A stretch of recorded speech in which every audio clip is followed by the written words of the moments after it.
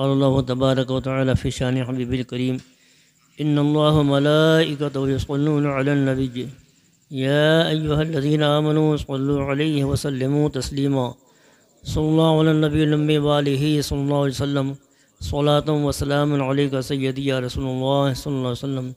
जब तुम्हें वापसी या अल्लाह हम सब के लबे पर हो कलमे तय्यबा ला इलाहा इल्लल्लाह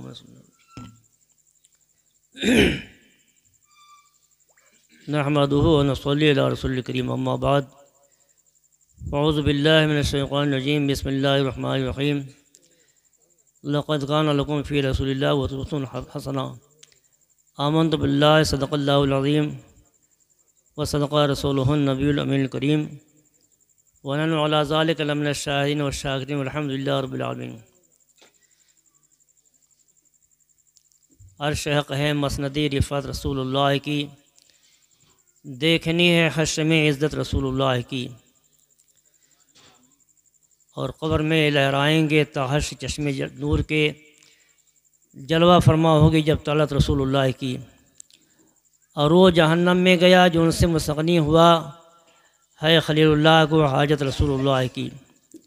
हज़रात मोहतरम, कुछ अर्ज़ व मारूफ़ से पेशतर आयम हज़रात आप हज़रात मिलकर इंतहाई अदब अक़ीदत के साथ, एहतराम के साथ अपने और सारे कायनात के मरकज़ अक़ीदत जनाब अहमदी मुज्तबा मोहम्मद सल्लल्लाहु अलैहि वसल्लम की बारगाह में दुरूद पाक हदिया पेश करें।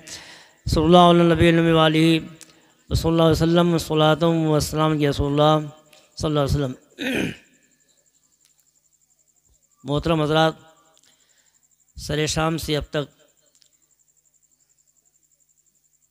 आप हज़रात एक बाद दीगरे अच्छे और नफीस अंदाज में नात रसूल मकबूल समात फरमाए रहे थे, और आपने मुझसे पेशतर आपकी आदि के मुझसे पेशतर के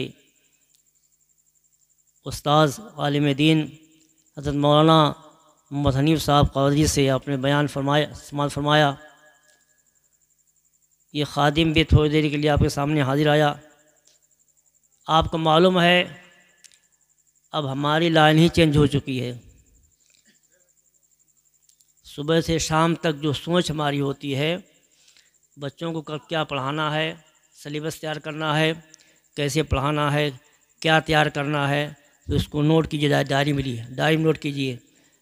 क्लास में क्या पढ़ाना है, कैसे पढ़ाना है, किसको कैसे निपटाना है, किस बच्चे को नहीं आता है, कैसे पढ़ाना है, ये सारी बातें सुबह शाम तक होती रहती हैं। अब वो जो मुताले का दौर रहता था वो ख़त्म हो चुका। अल्हम्दुलिल्लाह ये बड़ी पाकीज़ा महफ़िल है, और हम और आप हज़रात इंतहाई खुशनसीब हैं कि हमारे भांजे हज़रत हाफ़िज़ क़ारी मोहम्मद मासूम रज़ा साहब ने हमारे और आपके लिए ये दारैन की सातों का एक ज़रिया बनाया कि इसी पाकीज़ा महफ़िल में हमारी आपकी हाज़िर हो रही है। और अल्लाह रब्बुल इज़्ज़त जल्ला वाला का इरशाद आली शान है, लक़द काना लकुम फ़ी रसूलिल्लाहि उसवतुन हसना। बेशक तुम्हारे लिए रसूलुल्लाह की ज़िंदगी बेहतरीन नमूने हयात है। हज़रात, हम मौलवी आदमी हैं, और मौलवी किसी लाइन में चला जाए उसकी मौलवियत ख़त्म नहीं होती है। और अल्हम्दुलिल्लाह मैं इस लाइन में आने के बाद भी मेरा अंदाज़ तकल्लुम, अंदाज़ ख़िताब, लोगों से मुलाकातें जो होती हैं दीनी एतबार से ही होती हैं। आपकी दुआओं से इसे पेशर में जहाँ था भानपुर तहसील में, उस आबादी में आधे सुन्नी आधे गैर मुक़ल्लिद थे। सुन्नियों की ज़मीन पे गैर मुक़ल्लिद मदरसा बना के चला रहे थे, उनकी मस्जिद नहीं थी। एक बार एक सुन्नी के वहाँ रत जगह था तो गुलगुला के पहुँच गए मस्जिद में फ़ातिहा के लिए। गैर मुक़ल्लिद इमाम उनको पसंद आया, झड़क के भगा दिया। उसको बात लग गई कि मेरी अपनी मस्जिद चाहिए। मेरे पास आए तो मैं जहाँ रहता था मकतब था, 2-3 उलमा पढ़ाते थे, उनके साथ रहता था मैं मकतब में। बात हुई, इस ज़मीन का इंतखाब हुआ, बुनियाद डाली गई, अमरडोहा से लाउड स्पीकर सेट गया, राही बस्ती बुलाया गया, संगे बुनियाद हुआ, अल्हम्दुलिल्लाह मस्जिद तैयार हो गई, सुन्नी मस्जिद तैयार हो गई। तो थोड़ी सी कोशिश से जब मैंने एक माहौल बनाया था सुन्नियत का, दीन का, उसकी बिना पे एक अच्छा काम हुआ कि अब सुन्नी अपनी मस्जिद में नमाज़ पढ़ते हैं और उनके बच्चे वहाँ दीनी तालीम हासिल कर रहे हैं। तो मैं मौलवी हूँ, मौलवियत से ताल्लुक़ हमारा था, है, इंशाअल्लाह ता हयात रहेगा। अल्लाह रब्बुल इज़्ज़त जल्ला वाला ने हमें और आपको अपनी बेशुमार नेमतों से नवाजा। कितनी नेमतें हैं हम शुमार नहीं कर सकते हैं। ये और बात है, हम शुक्रिया से दूर रहते हैं। आज हम जिस माहौल में गुज़र रहे हैं, जिन हालात में गुजारा कर रहे हैं, आज समाज का जो हमारा आज है, उस एतबार से आप सब जानते हैं कि हमें दीनी रग़बत कम होती है, दुनियावी ज़्यादा होती है। दीन सुनते हैं मगर अमल नहीं होता है। दुनिया की बातें आपके सामने हो, बड़े गौर से आप सुनेंगे, अमल भी कर लेंगे, लेकिन आपसे मुअद्दबाना गुजारिश हमारी है, हमारे बड़े बूढ़े भी हैं, हम उम्र भी हैं, कुछ कम उम्र बच्चे भी हैं, आपसे मुअद्दबाना गुजारिश है, खुदा के वास्ते आप अपने आप को संभालो। सोचो आप क्या हो, आप कौन हो, आपका मनसब ज़िंदगी क्या है, लाहे हयात क्या है, आपके आने का मकसद क्या है, आप उसको सोचो। और शायर ने बहुत पहले कहा था कि जगह जगह के तुझे थक चुके हम हंगामे, नशात लज़्ज़त ख्वाब घरां बदल डालो। और गलत रवि से मनाजिल का बोझ बढ़ता है, मुसाफिर और रवेश कारवां बदल डालो। सफ़ीना जाके साहिल से लग तो सकता है, हवा के रुख पे चलो बादमा बदल डालो। तो अल्लाह का एहसान मानो कि अल्लाह ने अपने महबूब पैगम्बर की उम्मत में आप पैदा फरमाया है और ईमान की पाकीज़ा दौलत से आपको नवाजा है। ईमान बड़ी कीमती दौलत है और इसी ईमान की तबलीग के लिए ये मदरसे होते हैं। मस्जिद भी है, मदरसा भी है, लेकिन फ़ौक़ियत मदरसे को हासिल है। आप 1400 साल पीछे चले जाइए, तारीख़ देख लीजिए। अल्लाह रसूल सल्लल्लाहु अलैहि वसल्लम ने जब तबलीग शुरू फरमाई तो आपने जहाँ अल्लाह की इबादत से लोगों को करीब किया, वहीं दीन से भी करीब करना चाहा और आपने एक चबूतरा बनाया साबित सुफ़ा का। उस चबूतरे पर लोग बैठते थे, लोग आते थे, दीन सीखते थे। और हाल यह था कि चबूतरा पहले था, मस्जिद बाद में थी, ताकि आने वाला पहले चबूतरे पे आए, दीन सीख तब अंदर जाए। गोया आपको अल्लाह के घर में जाना है तो पहले दीन सीखना है। मस्जिद जाने से पहले वज़ू सीखना है, वज़ू से पहले गुस्ल का तरीका सीखना है, और आपको पाकी के मसाइल सीखना है। नमाज़ पढ़नी है तो आपको सबसे पहले मदरसे में पहुँचना है, आपको पता करना है फ़राइज़ कितने हैं, वाजिबात कितने, सुन्नत के हैं। बग़ैर मदरसे के आप मस्जिद नहीं जा सकते हैं। इसलिए आप मदरसे को आबाद कीजिए, अपने लालों को, अपने उल्हार औलाद को दीनी तालीम से रोशनास कीजिए।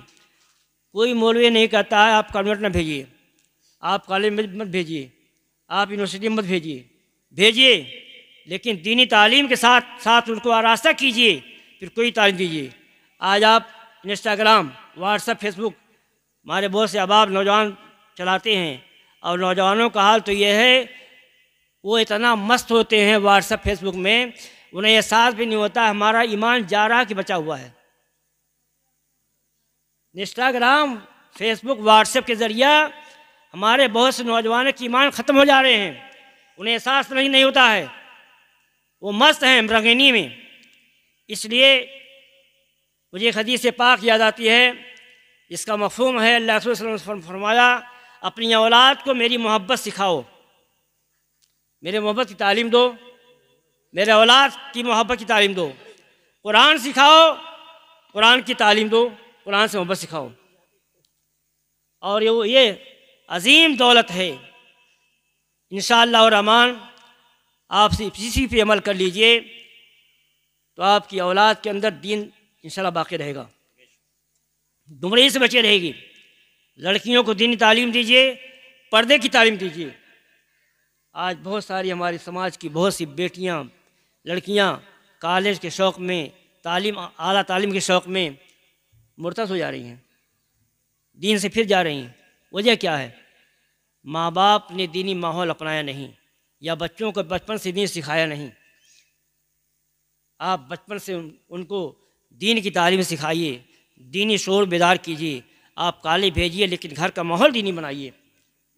इसलिए पैगम्बर सल्लल्लाहु अलैहि वसल्लम ने फरमाया कि तुम नमाज़ें फ़र्ज़ अदा करने मस्जिद जाते हो तो सुन्नतें घर पढ़ लिया करो, ताकि तुम्हारी औलाद तुम्हें देख करके नमाज का शौक़ उनके अंदर आए, नमाज की तरगीब आए। और आज बड़े अफसोस के साथ कहना पड़ता है, हमारी कौम और खुराफात जो करी रही है। कुछ मैंने बड़े लोगों से कहते सुना कि अगर मुसलमानों की बेहयाई देखना हो, किसी मैरिज हॉल में चले जाओ, शादी प्रोग्राम में चले जाओ।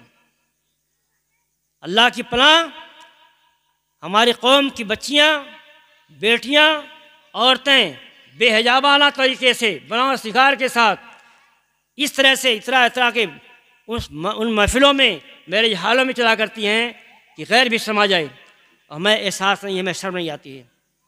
खुदारा होश में आओ, सोचो आप क्या हो, कौन हो, आप क्या कर रहे हो, क्या करना चाहिए। इसलिए अपने बच्चों की दीनी तालीम से शौक़ बेदार कीजिए, बच्चियों को दीनी तालीम से करीब लाइए, उनकी तहज़ीब पे ध्यान दीजिए। आप तहज़ीब नहीं देंगे, आप नहीं सिखाएंगे, कौन सिखाएगा? हदीस पाक में है, आका साहब फरमाते हैं, कुल्लुकुम राइन और कुल्लुकुम मसूल अन रइयतिही। तुम में हर एक ज़िम्मेदार है और ज़िम्मेदार से उसे मातहत के मतलब पूछा जाएगा। मैदान महशर में जहाँ सारे हुकूक़ के ताल्लुक़ से आपसे पूछा जाएगा। अगर औलाद गुमराह हो रही है तो माँ बाप से पूछा जाएगा, औलाद बचन हो रही है माँ बाप से पूछा जाएगा, औलाद दीन छोड़ के बेदीन हो रही है माँ बाप से पूछा जाएगा, सवाल किया जाएगा, आपसे पूछा जाएगा। इसलिए खुदा के वास्ते आप अपने आप को सोचो, आप कौन हो, आप क्या कर रहे हैं, आपका मुआशरा क्या है, दीन क्या है, खुदा क्या है, रसूल क्या है, आप इसको समझो। और कुरान करीम से ये फरमाया है, लक़द काना लकुम फ़ी रसूलिल्लाह उस्वतुन हसना, तुम्हारी रसूलुल्लाह की ज़िंदगी बेहतरीन नमूने हयात है। आला फरमाते हैं, अहले सुन्नत का बेड़ा पार असहाबे रसूल नज्म है और ना है तरत रसूलुल्लाह की। हमें किसी दूसरे के नक्श कदम की देखने की ज़रूरत नहीं है, किसी दूसरे की मिशन को देखने की ज़रूरत नहीं है। हमें अल्लाह के रसूल सल्लल्लाहु अलैहि वसल्लम का पैगाम काफ़ी है, नबी के सहाबा की सीरत काफ़ी है, औलिया कराम की सीरत काफ़ी है, हमारे असलाफ का तरीक़ा काफ़ी है। उस तरीक़ों को अपनाइए, आपकी शादी भी बेहतर होगी, ज़िंदगी भी बेहतर होगी, औलाद की तरबियत भी अच्छी होगी, आपकी दुनिया आखिरत दोनों संवरेगी। हज़रात, अल्लाह तबारक व तआला ने हमें और आपको पैदा किया है, ये किसी पता नहीं ज़िंदगी कब तक किसकी है। ज़िंदगी जवानी को नहीं देखती, मौत जवानी देखती है, न बचपन देखती है, न बुढ़ापा देखती है। मौत तो मुक़द्दर है। कुछ अब आप सोचते हैं अरे भी बड़ा वक्त है, नमाज पढ़ लिया जाएगा, अभी बड़ा वक्त है, फिर शुरू कर दिया जाएगा। क्या खबर उन्हें है? अभी हम बोल रहे हैं, सफ़ेद सर नमूदार होते होते हमारे जनाजे का ऐलान हो जाए। हमने फजर की नमाज़ पढ़ी है, हमें खबर नहीं कि ज़ोहर की नमाज़ होते होते हमारे जनाजे का ऐलान हो जाए। हमने मगरिब पढ़ी है, खबर नहीं कि मगरिब के बाद इशा की अज़ान होते होते हमारे जनाजे का ऐलान हो जाए। हर मुसलमान का अक़ीदा होना, ईमान होना चाहिए। मौत का पता नहीं है। हज़रत इब्राहीम अलैहिस्सलाम की बारगाह में मलकुल मौत तशरीफ़ लाए, आपसे गुफ्तगू हुई, आपने फरमाया कि आप सबकी रूह कब्ज़ करते हो? कहा हाँ। फरमाया आप मेरी भी करोगे? हाँ। फरमाया ठीक है, जब मेरे मौत को करीब आएगा तो आप हमें ज़रा बता दीजिएगा, इतना दे दीजिएगा, खबर दे दीजिएगा। वक्त गुजरता रहा, वक्त आया मौत का, मौत का फरिश्ता आया। हज़रत इब्राहीम ने फरमाया तो हमने तो आपसे कहा था जब आना होगा बता दीजिएगा। तो हज़रत मलकुल मौत ने फरमाया कि बताया तो था, आपने ध्यान नहीं दिया। कहाँ बताए थे? कहा बाल सफ़ेद हुए, सियाह थे, सफ़ेद हो गए, ये बताना तो था। दांत जवान थे, बूढ़े हो गए, बताना तो था। बिनाई बहुत तेज थी, कम हो गई, ये बताना तो था। अब आप ना सोचो तो हम क्या करें। हज़रत हकीकत यही है, अल्लाह ताला ने बचपन दिया हमको, सारे आज़ाद दुरुस्त हैं। जवानी आई, सारी ताकतें हमारी मौजूद हैं। जवानी के बाद बुढ़ापे की मंजिल आती है। आहिस्ता आहिस्ता सारे वजूद खाकिस्ता में मिलने वाले होते हैं। सबके अंदर निढाल आ जाता है, सबके अंदर कमजोरी आ जाती है। ये पहचान होती है हमारी आपके लिए। अल्लाह की नेमत समझो, अल्लाह ताला ने ज़िंदगी इतनी बख्शी, उसकी नेमत है। बचपन से जवानी दे दिया, जवानी के बाद आगे मंजिल आ रही है। रब की नेमत समझो, उसकी नेमत है, उस शुक्रिया में गुजारो। सारी नेमतें अल्लाह ने अता फरमाया, आपने इस्तेमाल कर लिया है। आँख आपने इस्तेमाल कर लिया, काम इस्तेमाल कर लिया, दांत इस्तेमाल किया आपने, मजबूत बाजुओं के साथ आपने जो चाहा कर लिया। जिसको चाहा तकलीफ दिया, जिसको चाहा आराम दिया, आपने सब कुछ कर लिया। अब तो एहसास बेदार कीजिए, अब आपका वक्त कौन आने वाला है। तो हज़रात मोहतरम, बस बहुत लंबी चौड़ी गुफ्तगू नहीं, चंद बातें आपको गुज़ार करनी थी जो एक मौलवी की हैसियत से मौलवी बयान किया करता है। मैंने आपके सामने अर्ज़ कर दिया है। बाकी आपने मुझे हमको जानते हैं, हमने 16-17 साल अपने गंवाया, जैसे भी गुज़रा। और अब बहुत सारे अहबाब नौजवानों से आप समाज फरमाते रहते हैं। बस दुआ है अल्लाह ताला हमारी जब तक ज़िंदगी है, हमें और आपको सबको इस्लाम और सुन्नत पे गामन रखे और आखिर में ईमान पे खात्मा नसीब फरमाए। वमा तौफ़ीक़ इल्ला बिल्लाह। अस्तग़फ़िरुल्लाह। अस्सलामु अलैकुम व रहमतुल्लाह।